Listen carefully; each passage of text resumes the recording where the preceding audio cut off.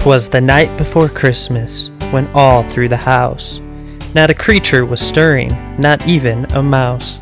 The stockings were hung by the chimney with care, in hopes that St. Nicholas soon would be there. The children were nestled all snug in their beds, while visions of sugar plums danced in their heads. And Mama in her kerchief and I in my cap had just settled our brains for a long winter's nap. When out on the lawn there rose such a clatter, I sprang from the bed to see what was the matter. Away to the window I flew like a flash, tore open the shutters and threw up the sash. The moon on the breast of the new fallen snow gave the lustre of midday to the objects below. When what to my wondering eyes should appear but a miniature sleigh and 8 tiny reindeer, with a little old driver so lively and quick, I knew in a moment it must be Saint Nick. More rapid than eagles, his coursers they came, and he whistled and shouted and called them by name. Now Dasher, now Dancer, now Prancer and Vixen, on Comet, on Cupid, on Donner and Blitzen! To the top of the porch, to the top of the wall, now dash away, dash away, dash away all! As dry leaves that before the wild hurricane fly, when they meet with an obstacle mount to the sky, so up to the housetop the coursers they flew, with the sleigh full of toys, and St. Nicholas too. And then, in a twinkling, I heard on the roof the prancing and pawing of each little hoof. As I drew in my head and was turning around, down the chimney St. Nicholas came with a bound.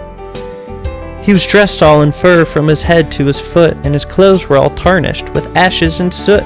A bundle of toys he had flung on his back, and he looked like a peddler, just opening his pack. His eyes, how they tinkled.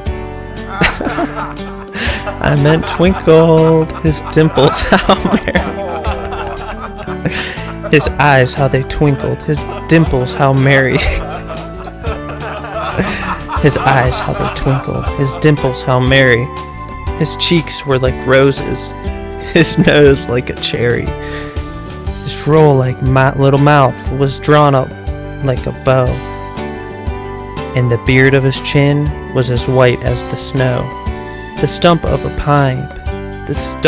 pipe he held tight in his teeth, and the smoke it encircled his head like a wreath. He had a broad face and a little round belly that shook when he laughed, like a bowl full of jelly. He was chubby and plump, a right jolly old elf, and I laughed when I saw him in spite of myself. A wink of his eye and a twist of his head soon gave me to know I had nothing to dread. He spoke not a word, but went straight to his work, and filled all the stockings, then turned with a jerk, and laying his finger aside of his nose, and giving a nod up the chimney he rose. He sprang to his sleigh, to his team gave a whistle, and away they all flew, like the down of a thistle. But I heard him exclaim, ere he drove out of sight, "Happy Christmas to all, and to all a good night."